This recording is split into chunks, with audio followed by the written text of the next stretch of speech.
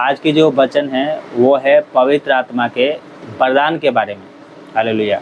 Bible कहती है कि अगर किसी को बुद्धि की घटी है तो वो पवित्र आत्मा से मांगे। एक जगह बाइबल में चेतावनी दिया गया है कि जिस देश में तू जा रहा है उस देश में तेरे को अच्छा उत्तम भाग मिल जाए, अच्छा घर बना के रहने लगे, तो मन में क्या है, घमंड मत करना कि मैंने सामर्थ से काम किया है, परंतु तू यहोवा पर भरोसा रखना।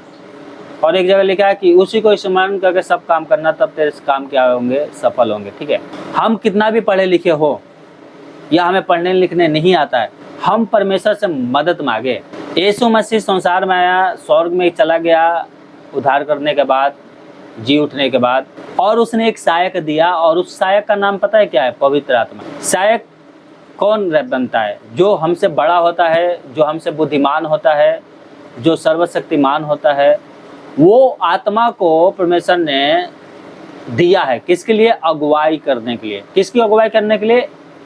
आप। तो पवित्र आत्मा का बहुत सारी वरदान है, बहुत सारे फल है। जैसे 6 क्या है, पवित्र आत्मा के 6 वरदान है, पवित्र आत्मा के 6 फल भी है ना? सॉरी 6 नहीं 9 है शायद। पवित्र आत्मा के कितने वरदान हैं? हाँ सॉरी, मुझसे गलती हो गई। 9 वरदान है, 9 फल भी है, और भी बहुत सारे वरदान हैं। प्रार्थना का वरदान है, भेंट देने की वरदान है, वचन प्रचार करने का वरदान है, बहुत सारे वरदान है। बुद्धि, बहुत सारे तरह तरह की वरदान है। आप जो भी काम करते हैं ना, आप जो भी काम करते हैं उसमें पवित्र आत्मा की सहायता मांगे। जब पवित्र आत्मा आपकी सहायता करेगा तो आपका हर एक काम सफल होंगे। और आपके जीवन में जब पवित्र आत्मा नहीं होगा तो आपका काम जो है सफल नहीं हो सकता। पवित्र आत्मा कबूतर के समान दिखाई नहीं देता है। वो एक बार कबूतर के नाई उतरा था। पवित्र आत्मा स्वयं यीशु मसीह की तरह दिखाई देते हैं, स्वयं परमेश्वर की तरह दिखाई देते हैं। समझ गए? जैसा हमारा शरीर है और वैसे ही हमारा आत्मा है, होता है। प्रेरितों के काम में लिखा है, जब पतरस जेल में था और स्वर्गदूत ने उसको बाहर निकाला तो वो वहाँ पर गया, तो जब खिड़की वो औरत खोल रही थी तो वहाँ पर कह रही कि पतरस बाहर खड़ा है। लोगों ने कहा वो नहीं है, उसका स्वर्गदूत होगा, क्योंकि स्वर्गदूत जो होते हैं ना, जो आत्मा होते हैं, वो सेम टू सेम हमारे शरीर की तरह दिखाई देते हैं। समझ गए? इसलिए संसार में बहुत से लोग बोलते हैं कि हमने उसको देखा। जो लोग मर जाते हैं तो सपन में या वैसे दिखाई देते हैं, तो उनको लगता है कि वो है। ऐसा क्यों लगता है? क्योंकि वो सेम टू सेम हमारे शरीर की तरह हमारी आत्मा भी है। ठीक है, वैसे ही पवित्र आत्मा भी है। जैसे पिता पुत्र है वैसे ही सेम पवित्र आत्मा भी है। और यीशु मसीह ने उस आत्मा को आपको दिया है कि आपकी सहायता करे, आपकी अगुवाई करे। ठीक है, तो आज से हम लोग पवित्र आत्मा की वरदान के बारे में देखेंगे, पवित्र आत्मा से सहायता मांगेंगे। पता है, यहाँ पर एक वचन पढ़ेंगे तो यहाँ पर तंबू बनाने के बारे में लिखा गया है। निर्गम 35 अध्याय और उसकी 30 से 35 तक। आपके पास बाइबल है तो आप अपने बाइबल लेकर बैठना है और उसको पढ़ना भी है वचन। ठीक है, पवित्र आत्मा यहाँ पर आता है और पवित्र आत्मा क्या करता है? सबको अपने में से पवित्र आत्मा को सबको बांट देता है। और पता है, ये पहले वो काम करते थे परंतु इनके पास इतना बुद्धि समझ नहीं था। और जब पवित्र आत्मा आया यहाँ पर तो सबको बुद्धि समझ सब मिल गया। सब लोग तरह तरह के नए नए काम करने लगे, सक्सेसफुल उनका काम होने लग गया। जब दूसरे लोग देखते थे तो इनकी प्रशंसा करने लगे। ये कब हुआ? जब पवित्र आत्मा इनके ऊपर आया। वैसे ही आपके ऊपर भी जब पवित्र आत्मा आएगा तो आपके काम की, जो आप काम करेंगे उसकी प्रशंसा दूसरे लोग करेंगे। क्या लिखा है यहाँ पर 30 में? अगर निर्गम अध्याय और उसके 35 से और उसके 35 अध्याय और उसके 30 से 35 तक पढ़ेंगे। निर्गम 35 अध्याय 30 से 35 तक पढ़ेंगे तो यहाँ पर लिखा है, तब मूसा ने इजराइलियों से कहा, सुनो, यहोवा ने यहूदा के गोत्र वाले बेसलेल को, जो ऊरी का पुत्र और ऊर का पोता है, नाम लेकर बुलाया है, और उसने उनके परमेश्वर के आत्मा में से ऐसे परिपूर्ण किया है कि सब प्रकार की बनावट के लिए उसको ऐसी बुद्धि, समझ और ज्ञान मिला है कि वो कारगरी की उक्तियाँ निकाल कर सोने, चांदी और पीतल में, और जड़ने के लिए मणि काटने में और लकड़ी के खोदने में, वरन बुद्धि से सब भांति की निकली हुई बनावट में काम कर सके। फिर यहोवा ने उनके मन में और दान के गोत्र वाले यही सामाक के पुत्र योही लिबियाब के मन में शिक्षा देने की शक्ति दी। इन दोनों के हृदय यहोवा ने ऐसी बुद्धि से परिपूर्ण किया कि वो खोदने और गढ़ने और नीले बैजनी और लाल रंग के कपड़े और सुसम के सन्नी के कपड़े में गढ़ने और बुनने में वरन सब प्रकार की बनावट में और बुद्धि से काम निकालने वाले में सब भांति के काम करे। हालेलुया। यहाँ पर दो व्यक्तियों को जिक्र है।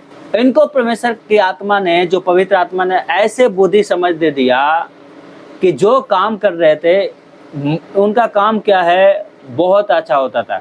यहाँ पर दूसरे लोग क्या है, प्रशंसा कर रहे हैं उसकी। पता है, जब आपके पास पवित्र आत्मा का जो वरदान है वो क्या है, बुद्धि।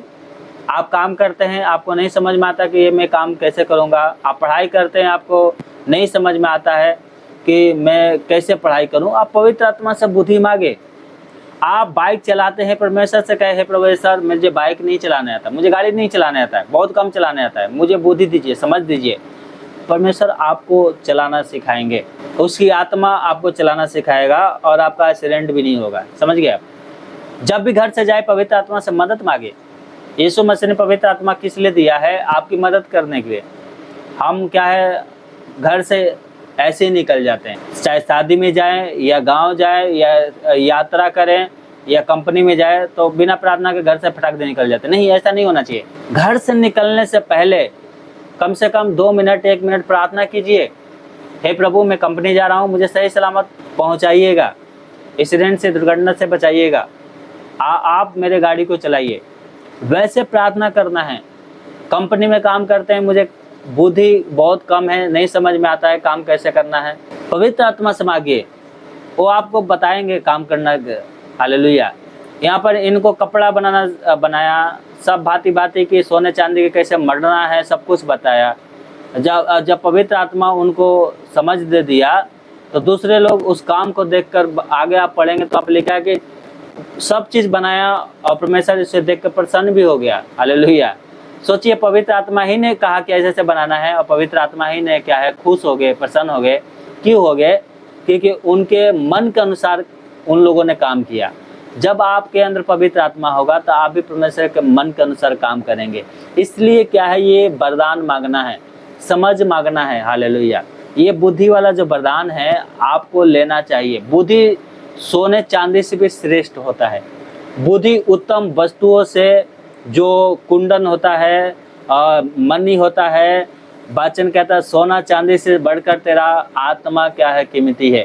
तेरा बुद्धि क्या है, कीमती है। नीति वचन में पढ़ेंगे तो सारी बातें लिखा है। आपके पास बुद्धि रहेगा, आपके जेब में धन रहे ना रहे, बुद्धि रहेगा, आप धन कहीं भी कमा लेंगे। बुद्धि नहीं रहेगा, आप कुछ भी नहीं कर सकते। इसलिए पवित्र आत्मा से बुद्धि मांगना है, समझ मांगना है, सहायता मांगना है। वो बुद्धि देने के लिए तैयार रहता है। वो आपकी मदद करने के लिए आया है, आपकी अगुवाई करने के लिए आया है। तो आप उससे मांगिए, आप उससे मांगेंगे, वो आपको देगा। हालेलुया। आप जो भी काम करते हैं, आप परमेश्वर से बुद्धि मांगेंगे, वरदान मांगेंगे, ये जो पवित्र आत्मा है वो आपको देगा और वो काम करेंगे, वो काम सफल होगा। परंतु आप अपनी समझ की सहारा लेते हैं, अपनी ही बुद्धि से काम करते हैं, वो काम सफल नहीं होता है। आपके घर चलेगा, परिवार चलेगा, परंतु वो सफल नहीं होगा। परमेश्वर जो आपको बुद्धि देंगे, वरदान देंगे, वो काम करोगे, आपकी क्या है, धन भी बचेगा।